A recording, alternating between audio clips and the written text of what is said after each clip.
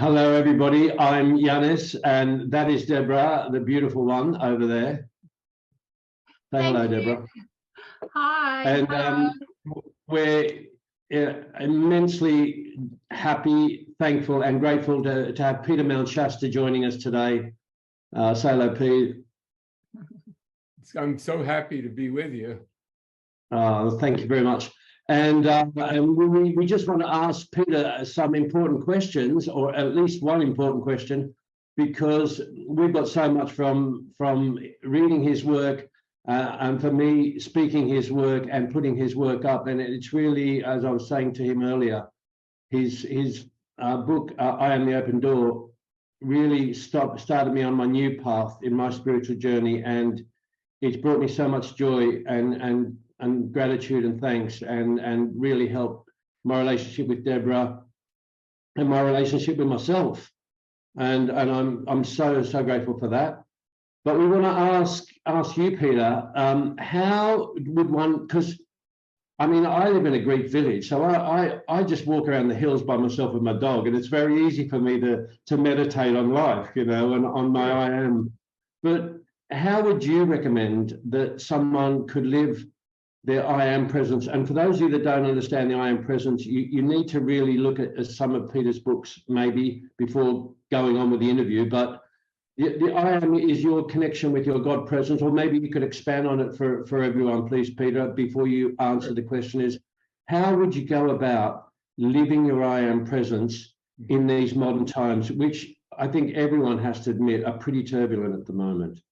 Well, all of us are composed of many parts, and those different parts have voices. And sometimes we're torn. Should I follow this voice or that voice, or this feeling or that feeling? Like you could be walking along and smell some delicious food cooking, and suddenly you think, oh, I'm hungry, I'm going to get something to eat, or you start thinking about some dish your mother used to cook, and the next thing you're having a fantasy about your childhood or something. Oh, was that the real you? That was, that was just a sensory input to the ego.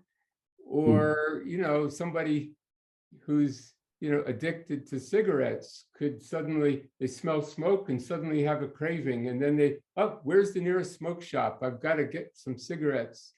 Well, that's not coming from the real I am. I mean, or we're motivated by many things, and we also hear many voices inside. Like you could be hearing the voice of a friend who's thinking of you.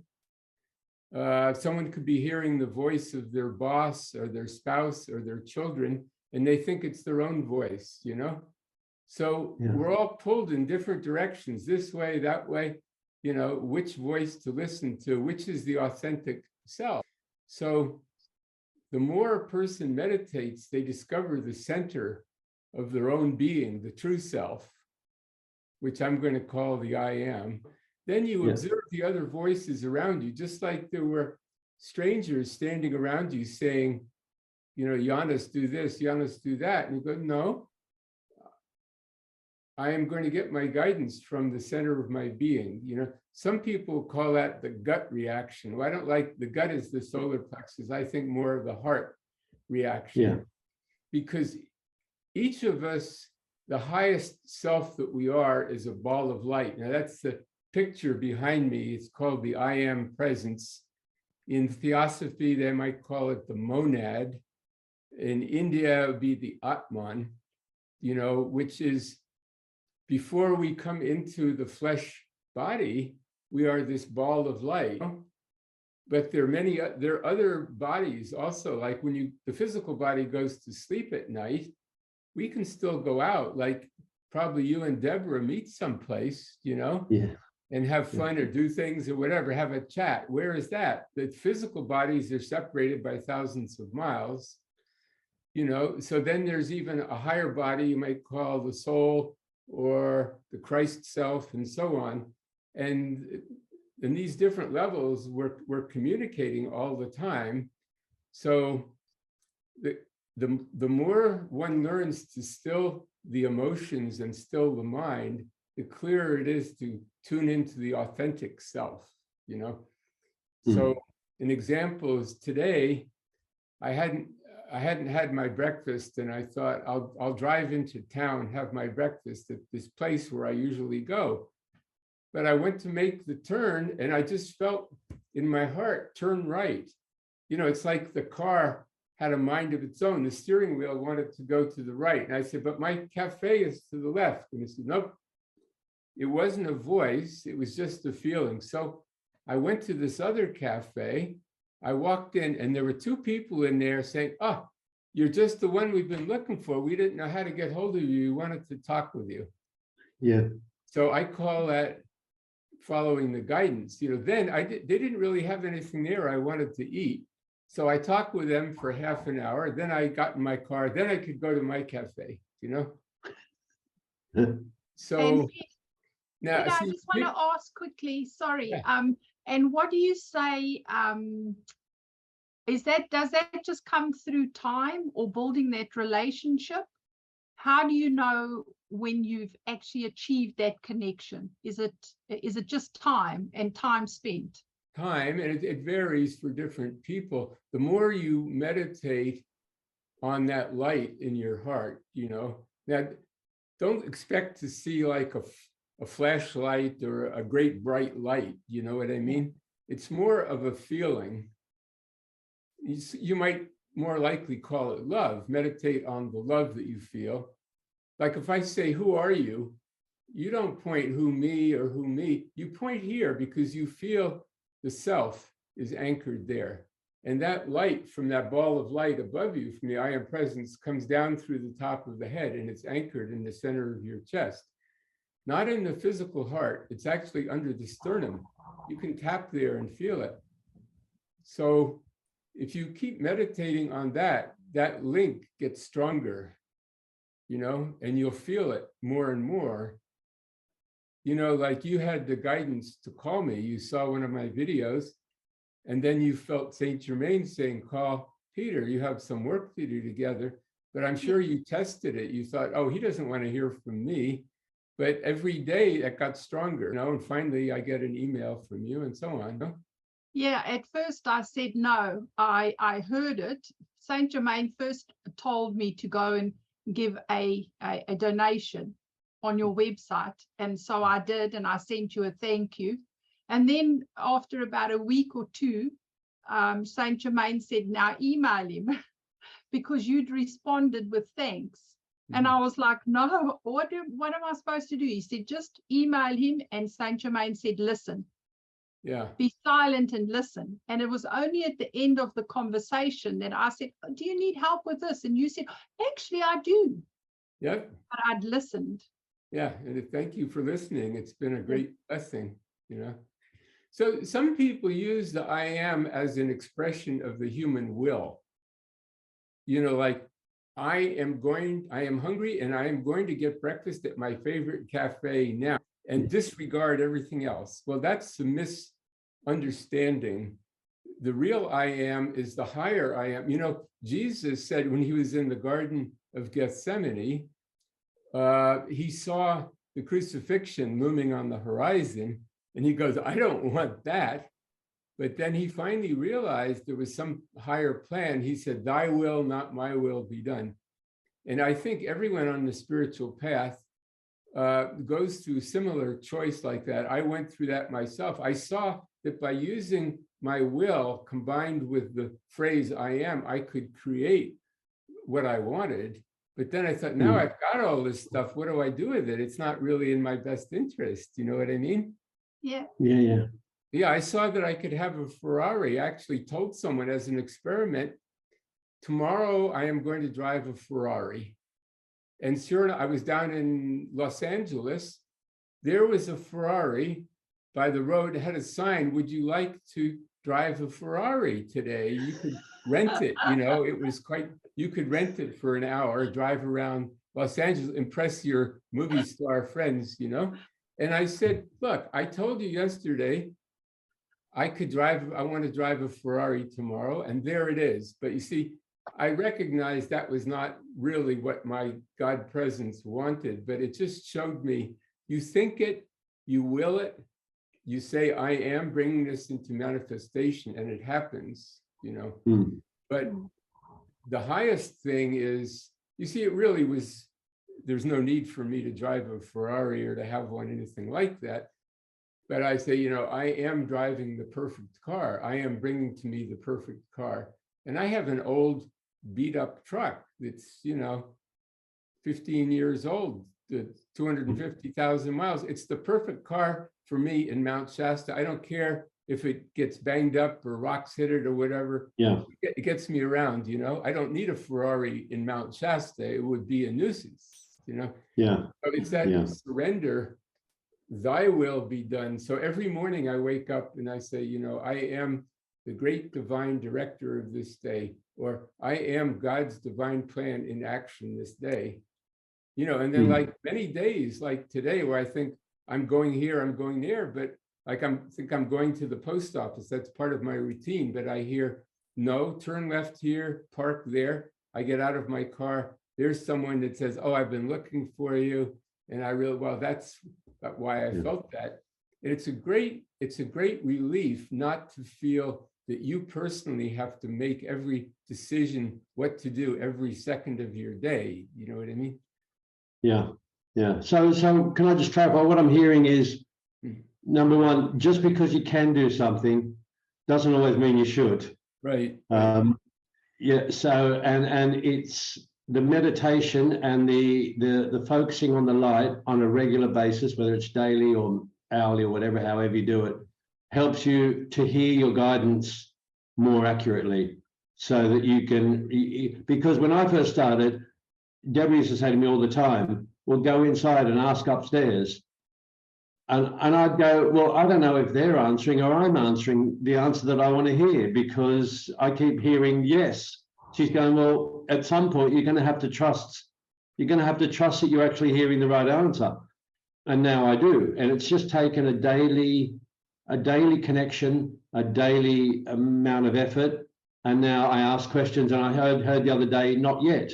Yeah, yesterday I asked a question, not yet. And I just heard it clearly, not yet. And I just went, all right, not yet. I'm fine with that. So, Peter, there's so much going on in the world at the moment. We're on the brink of nuclear war, apparently, allegedly. There's prices going up on electricity and fuel and living, and all the public wealth is being transferred to private hands. And, you know, we're still in the grip of a pandemic. And it's so hard to believe that we are the powerful ones when all these powers seem to be exerting influence on us and trying to dictate our lives.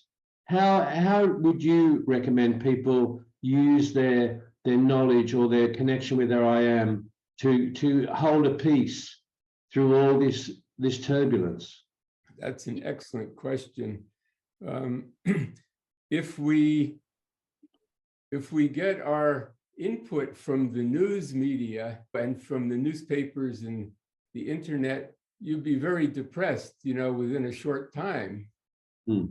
And that's really their goal, is to disempower people, you know. Yeah. But the more you acknowledge that God presence in the center of your being and give that the power, then you don't feel touched by the outer. You think, I am the presence of the living God right here and now in the center of my being. And that God presence is going to take care of me, guide me, and protect me. And I am going to be where I need to be, you know, and I am untouched by outer human creation. To really affirm that, to keep, that's where the beauty of the I am is the director of your awareness. You know, what are you going to focus on? Yeah. You know, and I think we all are challenged every day to try to focus on the positive, you know. So I say, you know, God, I want to feel more joy. I want to feel happiness. So I start saying, I am happiness. I am the happiness of God. I I am, love that. yeah, I am the kingdom of heaven. I am in the kingdom of heaven now, and I'm radiating that out to other people. And I try every day when I go into town, if I see somebody who's stressed out, to go up to them and try to impart something, like to just say, "You're doing a wonderful job," or I appreciate you being here, you know, and they go, "Oh, really?" And you know, they're so grateful for that. Your book of affirmations is getting a lot of traction on our channel, and you just spoke a couple of affirmations there. Do you recommend that as one of the ways to move your attention back into where you want to be, to sort of direct your I am presence back to I am happy, I'm living joy, I'm happiness personified, and all that sort of thing? Exactly. Yes. When you Really go beautiful. into town, you go into a cafe or a market, saying, "I am a happy person. I am a living Christ, and I am spreading happiness to everyone I contact." You know, and to look people in the eye and say, "This is a Christ being also." They may not be aware of it, but the Yes. light in me is also in them, you know? Yeah. That's so beautiful. And I just wanted to jump in there with an example. Sometimes I am really busy during the day, and then I go to the mall, and I'm like, I don't want to go to the mall. I'm busy. I've got things to do. Go to the mall and sit and have a coffee. And then I know what to do. I just go to the mall. I find a space where I can actually see everyone, and I just beam my light. Exactly. And I just send huge rays of love and light and healing light into whoever is in that mall. And that's all I had to do. And I finish my coffee and I get up and I go home, and I've done what I'm supposed to. But it's that trusting, that inside of you, knowing from a heart space that somebody or some bodies needed the light today. And so it's trusting that voice that you hear. And I get like a child, I get so excited because it's so simple. You know, so simple.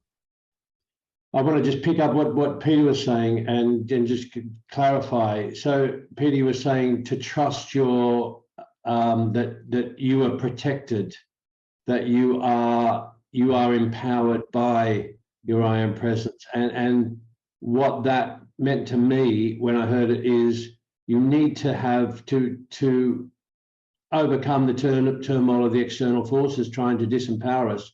You need to have faith, and faith that your I am, your God presence, and the living Christ is more powerful and more protecting than whatever else is going on outside. As the Taoists would say, let the externals take care of themselves.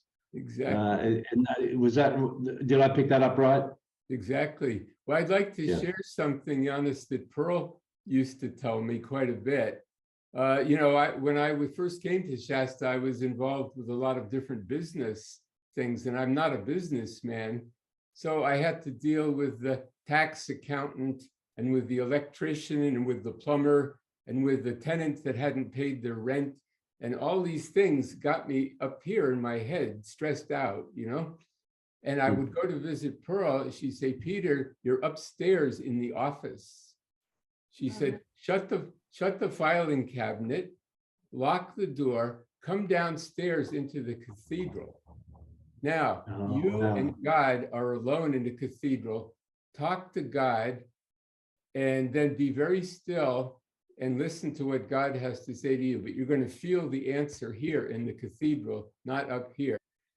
That is so beautiful, Peter. I would say, we tend to go upstairs, think we're going to figure it out here, but it's really coming down here and feeling it where the answer is. Do you do any, when you said meditate on the light, do you do any particular meditation? Is there some meditation for you that seems to work better than other forms of meditation? Do you start with your breathing and then focus on the light, or tell us, how does it work for you? Many ways to approach meditation, and I've done many different methods, but now I'm sort of so used to it, it's almost like I just open the door and go in, Yeah, But yeah, I would say feeling God in every atom of my body, and just feel I am the presence of the living God. The body is not really solid. Einstein, everything is vibration, energy,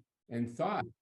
So the body appears to be solid, but by thinking this is the body of God and feeling that, it becomes lighter and the consciousness is everywhere in it. But I still tend to come back here and feel awareness of a light there, the I am presence in my heart. But, also there's mantra meditation, which I will do sometimes, like the Vajra Guru mantra, Om Ahung Vajra Guru Padma Siddhi Hung. It could be even something as simple as the rosary, Hail Mary, doing it with the beads. It brings you to a heart space and it stills the mind. So, or just watching the breath, the in-breath and the out-breath. You feel the rise and fall of your chest. But then the mind starts to say, nothing's happening. This is stupid, But then, okay, that's an idea. Just dismiss the idea, go back to feeling the breath. Then after a while, you can identify the thoughts. You don't identify with the thoughts anymore. You see the thoughts passing in front of you like traffic, And you go, well, there's a thought. I don't need to cling to that. I can let that go. I can let that thought go. Then you say, who is actually witnessing the thoughts? Well, that's my higher self witnessing them. So, well, there's a great thing by Deepak Chopra, which I used a lot when I was a hypnotherapist. I used to use it a lot as well. But he said, imagine your thoughts are clouds. And he said some just form and get bigger and some whisper away to nothing. And they're all moving across the sky, being blown by a gentle breeze. And just keep imagining your thoughts are clouds. He says, well, you are the sky. You're the watcher. And that changes everything. As soon as you, as you say, the same with the traffic, as soon as you become the observer and not the actual subject, it seems to shift your perceptual position completely. Really strong.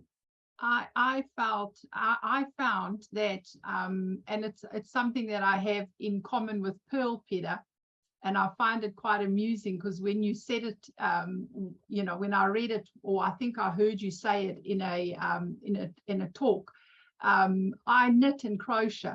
Yeah, there you go. And so I spend hours with my higher self and connecting and just speaking and just, getting these beautiful messages and downloads. And I've knitted so many blankets and jerseys and jackets and stuff. And every stitch is filled with that divine frequency. Oh, so nice. That was really beautiful. Yeah. Nice. When are you going to knit some socks for me? That's what I'm going to do for you. Is it getting cold, Peter? It is. It is. It helps to sleep at night if your feet are warm. Buddy Ramdas, when he was talking, he saw a lady who seemed very enlightened, and he said, what kind of meditation do you do? And she said, I crochet, She does the knitting because that's a meditation, Yeah. Yes, and anything. When I used to draw, I used to find that meditating because hours would pass and I'd not had a conscious thought. Well, I went into a state of enlightenment by shoveling horse manure. I was on a friend's farm and I was offered to help out. I was shoveling the manure out of the barn and I just went into a state of divine bliss where there was no self at all. I have no idea how long that lasted, but when I came back, the horse was looking at me like, and the horse felt it. The horse felt your bliss. Yeah, for the next 2 days, I shoveled manure like crazy, but I never had that experience again because then you're focusing on trying to make something happen. Yeah. So it could be anything. Could be changing diapers, washing dishes. My mother and my grandmother used to love to pull weeds out of the lawn. And when I had a house of my own with weeds in the grass, I discovered how much like meditation that was, you know? Yeah. It's amazing. Well, it's really like Zen and the art of motorcycle maintenance. It's finding the joy and concentration in everything you do, and finding that everything has meaning. And if you apply yourself to everything with full attention, it becomes meditation because it excludes everything else. Exactly. And in that moment, there's no thought. And so you could be receiving divine codes because there's nothing in the road. There's no mind, you know, it's brilliant. Yeah. And I think we complicate things. It's in the simple that we hear from the, you know, from source. It's in that simple. And when we get back to that simple, that it's amazing. We just go into the flow. And we sometimes you hear people seek their whole life. They're constantly seeking. And it's right there. Like I like to say, go inside. It's right there. Right. Yeah. Well, Peter, I think we've probably taken enough of your precious time. Is there anything you'd like to add, to share with people that will help them along their path to a better connection with their I am presence and a better understanding of the light? Well, I think it comes down to trust your heart, you know? Yeah.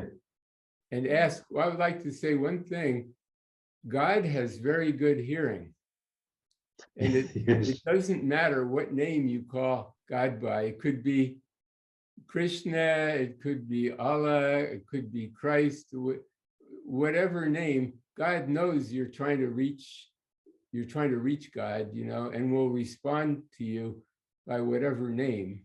And so you can, if you have the sincerity, dear God, I need your help. Please show me what to do, or what form of meditation to practice, where to go, you know, what to do, and then trust the feeling in the heart.